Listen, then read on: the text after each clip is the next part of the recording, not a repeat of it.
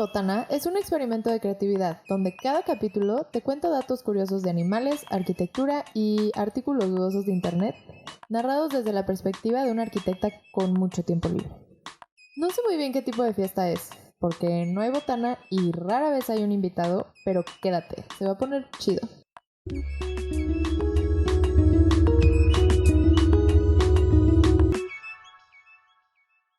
Fiesta sin Botana es el podcast que te ofrece la mejor fiesta que vas a encontrar un martes. Y lo digo en serio, la verdad es que esta fiesta tiene aves, tiene reptilianos, tiene civilización maya y eso, según yo, son cosas muy padres para tener en cualquier conversación. Y este capítulo es el primer capítulo y eso me tiene muy contenta, pero también es muy especial porque salió de una plática muy cool. Íbamos terminando de ver una película y empezamos a platicar sobre el personaje principal y por qué decidió lo que decidió y como razones, motivos, circunstancias nos llevaron a una conversación que me gustó mucho. Y esto fue el resultado de comprimir esa conversación y convertirla en un episodio.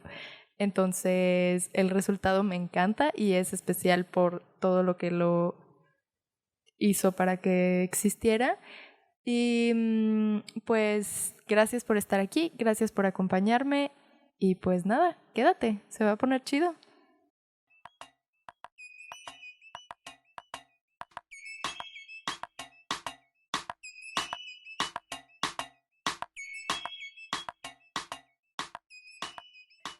Oigan, el fin de semana vi la película de Midsommar y quiero hacer una pausa porque la verdad amé la película. O sea, pasó mi top 5 de películas favoritas. De inmediato la amo, ya no la puedo sacar de mi cabeza y voy a hablar un poco de esto, entonces voy a hacer un pequeño resumen de qué trata la película para ponerlos a todos en contexto y en el mood de qué se va a tratar esto. Es un pequeño resumen, una síntesis propia. Ahí va. Entonces, Dani, que es el personaje principal, después de vivir la pérdida de sus padres y hermana, va a hacer un viaje con su novio y sus amigos estudiantes de antropología a Suecia para asistir a las celebraciones de verano de una comuna ancestral a las cuales las invitó un miembro de la comuna y amigo de su novio. Ya en Suecia, llegan a un lugar hermoso y se encuentran con la comuna. Poco a poco van conociendo sus costumbres, las cuales se van haciendo cada vez más extremas y culmina en un montón de escenas hermosísimas, llenas de rituales, emociones fuertes y suspenso. Ah, y todo el tiempo están en hongos. Ahí está. Esa es la esencia es básicamente de qué se trata la película. Y la verdad es que me conmovió muchísimo. Quedé completamente absorta en el suspenso, en la trama, en los motivos de Dani, que es el personaje principal. O sea, creo que todo se va como construyendo poco a poco súper bien y es como o sea, yo quedé impactada, me encantó. Y mis cosas favoritas definitivamente fueron el vestuario y la música. La música, especialmente en la parte del sacrificio de los ancianos, donde hay como puntos de intermitencia en el que está como pasando una escena súper hermosa pero súper trágica y de repente hay música y de repente no y luego solo diálogo y el silencio causa tensión y todo está como construyendo un montón de emociones, es una cosa brutal. Tensión absoluta. Y luego el vestuario, pues no mames, o sea, ya mi ropa ya no vale madres, ya nada tiene sentido porque no puedo ser una pirámide de flores, ni tampoco tengo un disfraz de oso de verdad. Y es que, ¿cómo se puede seguir en la vida así? O sea, es que de verdad yo amo las flores y amo los osos. En fin, la cosa es que Dani elige formar parte de una comunidad que parece desviada y extraña y tiene costumbres súper atascadas, pero nada de eso importa porque pertenecer y sentirse protegido dentro de un grupo es súper placentero.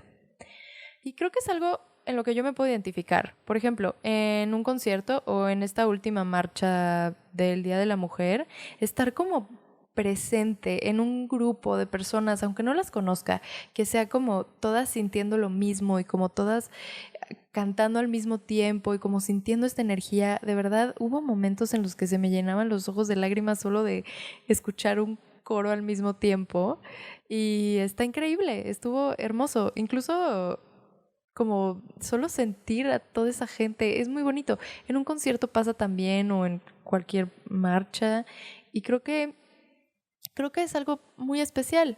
Según yo, todos somos, de alguna forma, guiados por las cosas que nos dan placer, y creo que sin duda, pertenecer a algo es un sentimiento que nos complace y nos da una tranquilidad y alegría que no se consiguen de otra manera.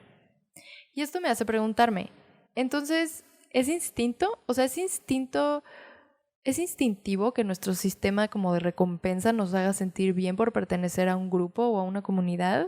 ¿O por qué se siente como tan bien? ¿Es como instinto de supervivencia?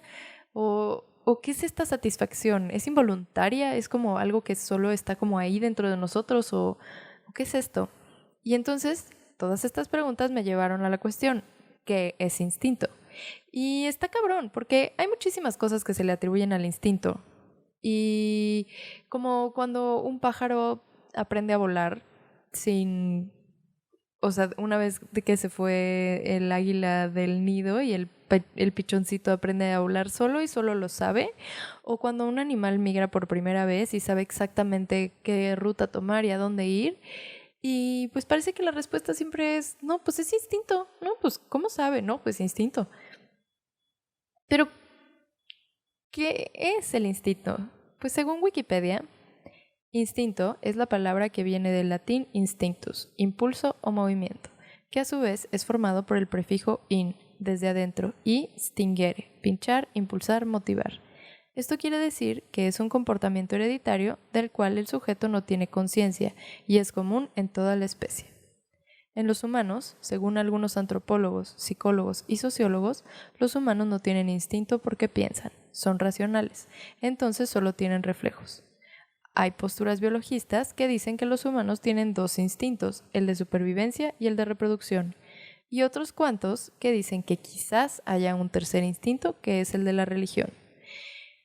Ahí creo que yo no tengo el instinto de la religión, ahí sí que no sé cómo me siento al respecto, pero bueno, son teorías. Y en total, ¿no? O sea, dice como el instinto es algo que hace toda una especie completa y no tienen conciencia de ello, solo es un comportamiento que tienen todos. Pero de todas formas siento que no entendemos, no sé, siento que no entiendo muy bien de dónde viene. Por ejemplo, los pájaros. Podríamos decir que tienen el instinto de construir nidos, ¿no? Pero no es algo, o sea, sí, no es algo que ven hacer a otros pájaros y luego lo aprenden, como que solo lo asumen y ya, y es instinto. Pero eso a mí no me explica nada, o sea, ¿qué chingados saben estos vatos? Porque, a ver, cuando yo entré a arquitectura, ni de pedo sabía construir. Y si hubiera llevado una maqueta en plan nido, con palitos, estructura hiperbólica, estoy segura que me hubiera ido increíble en la escuela y mis profesores me hubieran puesto tremendas calificaciones y mis compañeros hubieran pensado que era muy talentosa. Pero eso no pasó. Tuve que aprender, tuve que ir a la escuela 5 años y descubrir cómo hacerlo. Y los pájaros no. ¿Qué pedo? Y luego me puse a investigar y encontré 1000 artículos como 9 animales que deberíamos contratar como arquitectos. Y dije, no mamen, culeros, uno estudiando 5 años. Pero la verdad es que los pájaros sí son bien vergas. Ahí les va. El pergolero de MacGregor, en Nueva Guinea, pasa semanas perfeccionando una torre que puede llegar a medir hasta 2 metros de altura. Hace una estructura cabrona con palitos.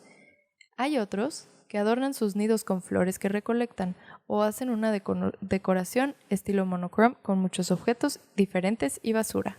O sea, se lucen. Son arquitectos de que se toman su tiempo, buscan sus detalles, encuentran su decoración perfecta y ponen todas sus chunchecitas. De verdad, increíbles. Son arquitectos. Pero entonces, ¿qué pasa con las personas? No tenemos el instinto de construir, o sí, y no me pegó, como el de la religión. Por ejemplo, los mayas. Fueron una civilización que duró más de 4000 años. Ellos construyeron chingos de templos, tumbas, palacios, hogares y mis favoritas, las plataformas de sacrificios, con piedra que había a su alrededor y algo de mortero. A ver, hoy en día un edificio puede conseguir la certificación LEED por usar materiales de la región y reducir la contaminación que implica el transporte. O sea, ya desde ahí, mucho más sustentables que los españoles que mandaban a traer su pinche mármol desde Francia. O sea, ¿cuánta contaminación suponemos que significaría eso? En algunas de las construcciones hacían un basamento de piedra y mortero, sobre el cual desplantaban después pirámides y templos, también conocida hoy en día como losa de cimentación. O sea, es que estos vatos algo saben, algo sabían, ya se dominaban esto. Pero una de las características más interesantes de su arquitectura es su relación con los astros, porque como ya todos sabemos, los mayas eran unos astrólogos chingones y tenían muchísimo conocimiento muy exacto sobre fenómenos de la luna, el sol y las estrellas. El Observatorio del Caracol en Chichén Itzá es una construcción en la que se puede dar seguimiento a la trayectoria de Venus durante su recorrido y observar eclipses y equinoccios. O sea, estos vatos se la pasaban viendo al cielo y lo entendían y podían predecir eclipses. Y no solo eso, también diseñaban con base en el paso de la luz del sol. Y eso está bien cabrón. El Palacio de Kukulcán es una pirámide de base cuadrada que tiene encima un templo rectangular y alcanza los 24 metros de altura. Yo creo que en mi ciudad hasta hace 8 años no había un edificio tan alto. Cada lado de la pirámide tiene 91 escalones y en el lado norte hay un escalón más para llegar al templo, lo que nos da un total de 365 escalones. Exacto, o sea, no es coincidencia que tengan la misma cantidad de escalones que los días del año. Y es que de verdad estos vatos eran muy fregones. Y bueno, esta parte de la historia ya todos se la saben. Junto a la escalera norte hay 2 cabezas de serpientes emplumadas gigantes que van a lo largo como barandales. Y lo chingón de esto es que el día del equinoccio, las aristas de la pirámide proyectan una sombra sobre el barandal y simulan el movimiento de una serpiente bajando por la pirámide. Es que de verdad que yo no puedo con esto. O sea, qué gente tan más fregona. Yo quiero ver el día que llegue un cliente conmigo y me pida un día un animal, cualquier animal, bajando por la fachada de un edificio. O sea, yo súper jalo. Qué visión de estos vatos, además de hacer una obra tan magnífica para su Dios. O sea, pues sí, es un detallazo, la verdad. Y si todavía no me entienden por qué estoy tan fascinada con esto, lo voy a explicar un poquito. Hoy en día, los arquitectos hacemos maestrías completas para estudiar la incidencia del sol y otros factores para poder hacer diseños bioclimáticos, o sea, diseños que toman en cuenta las condiciones climáticas y los recursos naturales disponibles. Y los mayas ya eran maestros en arquitectura bioclimática y además, come on, una serpiente bajando por un edificio, o sea, esto es, güey, rockstar, neta. Y, o sea, todos amamos la luz natural. De hecho, uno de los primeros libros que yo compré cuando empecé a estudiar la carrera de arquitectura se llamaba Arquitectura de la Luz y eran como pues muchas obras de arquitectura contemporánea que logran hacer figuras interesantes con la luz del sol y el edificio, como proyecciones de luz en el techo que se proyectan en el piso o en los muros, o hacen figuras o hacen un trayecto interesante. Y la verdad es que yo de este libro no aprendí ni madres, pero sí me sirve como argumento para decir que los mayas ya sabían un chingo desde hace 3000 años y está cabrón, la neta. La cosa es que para algunos, el tema de que civilizaciones como la de los mayas y otras civilizaciones construyeran pirámides sin hablar entre ellos ni ponerse de acuerdo, los pone curiosos. O sea, les cuesta trabajo creer que lo hayan hecho todos solos, sin comunicarse entre ellos y con poca tecnología. Entonces, existen teorías alternativas. Una de las teorías más populares es conocida como creacionismo alienígena o la teoría de los antiguos astronautas. Esta teoría tiene muchas ramas, pero la más famosa es la de los reptilianos. Entonces, voy a hacer un pequeño resumen de lo más concreto y claro posible acerca de estas teorías que son muy interesantes. La verdad es que vale la pena. Vamos a entrar en esto. Vamos para allá. Por ahí de los años 70, Zecharia Sitchin agarró unos antiguos textos y jeroglíficos de la civilización sumeria e hizo su propia interpretación. Para quienes no recuerdan, los sumerios son la civilización más antigua del planeta y ellos inventaron la rueda, la escritura, las matemáticas. O sea, literal el güey agarró tablas y jeroglíficos y lo volvió a traducir todo. O sea, todo, de que esta figurita no quiere decir lluvia, quiere decir aliens, y esta figurita quiere decir nave espacial, y esta abducción, y esto no es una cabra, es no sé. Entonces, pues lo hizo su propia traducción con lo que le pareció más adecuado y con eso escribió varios libros: El 12º planeta, La guerra de los dioses y los hombres, Los reinos perdidos y otros más, en donde mezcló la mitología de Mesopotamia con su propio universo mental, y el resultado es una joya. Ahí va. Los Anunnakis, para los sumerios, eran los hijos de Anu, el dios del cielo. Pero en esta narración voy a hablar de los Anunnaki que eran lo que eran para el señor Zecaria. Ellos son los responsables de la creación de la humanidad. Llegaron a la Tierra en búsqueda de oro y otros metales, y trajeron a una raza inferior para que se encargara de la minería. Esa raza inferior son los aliens grises, que nosotros vemos en las películas como señales o el emoji de alien de WhatsApp, por ejemplo. Esos son los grises, los clásicos de Hollywood. Luego, los grises se cansaron y se rebelaron. Tras la rebelión, los Anunnaki encontraron que la solución para su problema sería agarrar a un primate y modificar sus genes para que éste evolucionara súper rápido y conseguir así un sirviente minero para ponerlo a trabajar. Le dijeron al nuevo humano, pensante como nosotros, que ellos eran sus dioses y le enseñaron varios trucos, como hacer pirámides, hablar y escribir. Y así, señores, se creó la humanidad. Pues gracias, ¿verdad? Sí, o sea, básicamente agarraron un simio y lo super evolucionaron súper rápido y crearon un humano para que fueras, pues, minero. Esa es la idea principal. Ese es el tronco común del creacionismo alienígena. De los Ancient Astronauts, es en inglés la teoría. Y luego, escritores como David Icke y Anton Parks respondieron: sí, señor Zecaria, estamos de acuerdo con todo lo que dices de los Anunnaki. Son extraterrestres, pero creemos que además también son reptiles. Y ¡pum! Así nacieron las teorías de reptilianos que tanto amamos y escuchamos hoy en día. La evidencia de que los Anunnaki son reptiles espaciales está en murales y esculturas en Mesopotamia y muchas otras partes del mundo.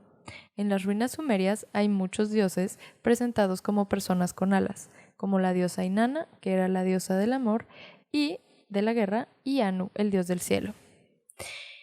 Sí, o sea, la idea es que estas estatuas estos grabados, hay varios, representan que estos dioses vinieron del cielo, o sea, como del espacio. Por eso tienen alas. Esta es como la interpretación. También hay unas estatuillas que se cree que podrían haber sido sumerias, pero se encontraron un poquitito lejos, entonces no están tan seguros, que parecen personas reptil. O sea, tienen cuerpo humano y cabeza pequeña con ojos rasgados. Sí. O sea, sí parecen, la neta sí parecen reptilianos. Son como unas personitas con ojos muy rasgados y cabeza como de serpiente. Las puedes buscar en internet como Al-Ubaid, como estatuillas de Al-Ubaid. Ahí están. La neta, pues sí. O sea, sí parecen reptilianos. Sí. En el resto del mundo está el astronauta de Palenque en América. Es un mural maya en el que se representa un hombre sentado en algo que parece ser una nave o un arma. Pues sí, también. O sí, es un poquito diferente a los demás murales de los mayas, supongo. Y si nos ponemos creativos, los mayas querían dejar registro de que los reptilianos llegaron en naves espaciales. Y de ahí la canción, Los marcianos llegaron ya.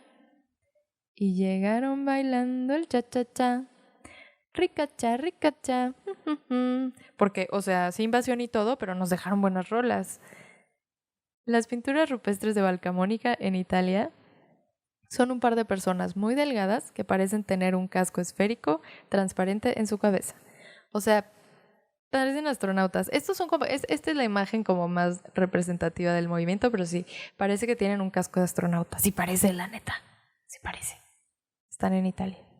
En fin, estaba yo hablando del instinto del hombre para construir y la verdad es que hice mi investigación comprometida, ahí está, y la verdad ninguna de estas posturas me convence del todo, así que hice mi propia teoría. Yo creo que los humanos no tenemos ni el instinto de construir y tampoco nos lo enseñaron los reptilianos. Yo creo que la verdadera fuente de nuestro conocimiento arquitectónico ancestral fue un regalo de los abesaurios. Y ahí les va, ¿qué chingados son los abesaurios? Según yo, Hay arqueólogos que creen que la especie más similar a los antiguos dinosaurios son las aves, en la actualidad. Incluso creen que los dinosaurios podrían haber tenido plumas. Según el niño gordo de Jurassic Park, en la escena donde el Dr. Grant muestra en una pantalla noventerísima un esqueleto de velociraptor en el desierto. Y el niño interviene para decir que cree que ese dinosaurio más bien parecería una gallina gigante. Ahí está. Ese es mi ese es mi argumento. Ajá.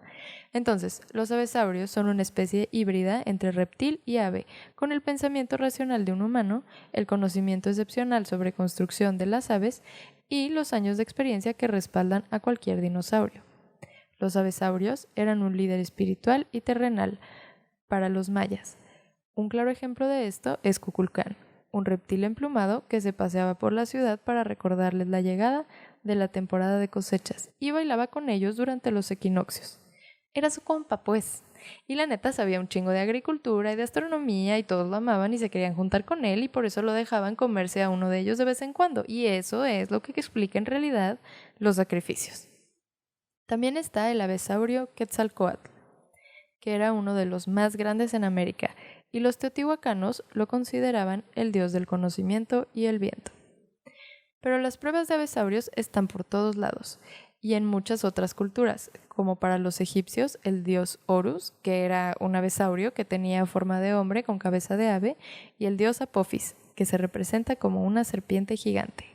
En todos lados, los avesaurios están por todas partes, solamente que hubo ahí una pequeña malinterpretación de los hechos. Otro gran ejemplo de los avesaurios son conocidos por la mitología hindú como nagas, semidioses que a veces tienen forma humana, a veces serpiente y otras veces algo entre ambos. También se hace referencia con un claro homenaje a la presencia de avesaurios en la película de Midsommar, donde claramente el último vestuario de la Reina de Mayo se representa como una pirámide, como las pirámides de los mayas para Kukulcán, pero en este caso la pirámide está decorada con flores, justo como los pájaros pergoleros de la península de Won recubren sus nidos.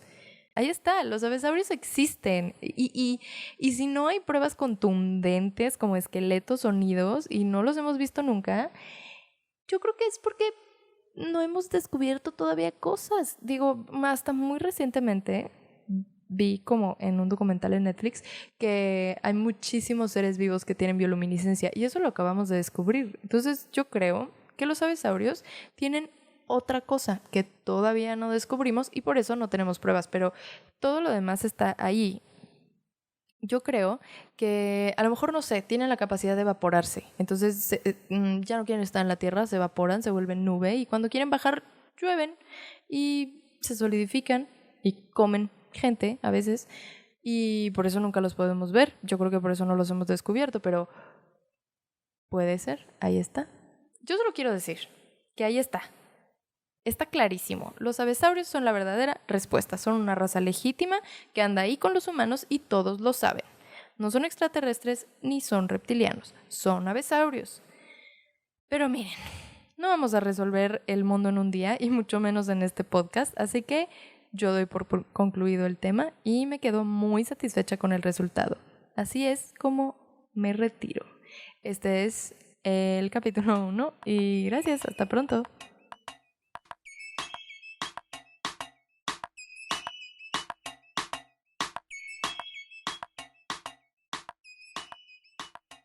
Ahí está el primer capítulo de esta fiesta fabulosa que se da en martes. No podemos, digo, es una gran fiesta, yo quiero decirlo. Creo que esta es una gran fiesta.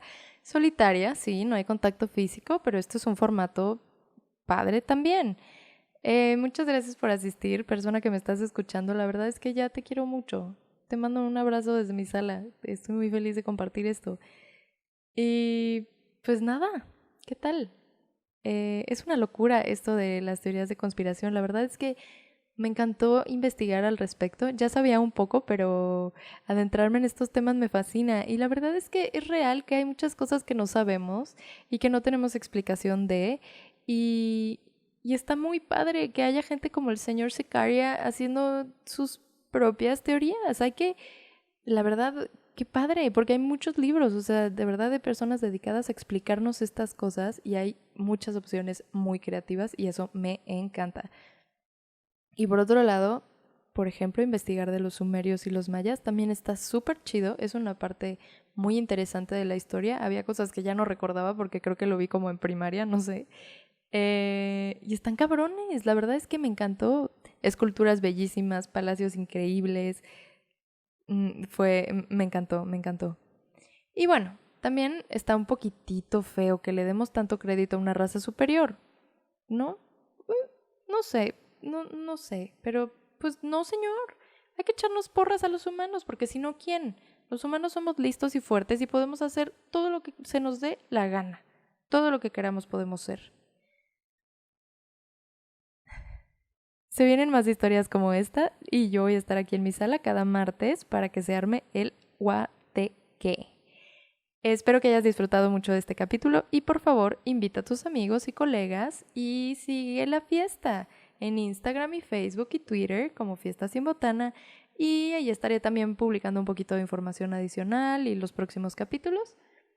Y pues gracias por escucharme y comunícate, mándame inbox, ahí están las redes, cuéntenme sus teorías, sus ideas y pues nada, yo soy Natalia Galán, espero que la hayan pasado increíble y nos vemos en la próxima fiesta.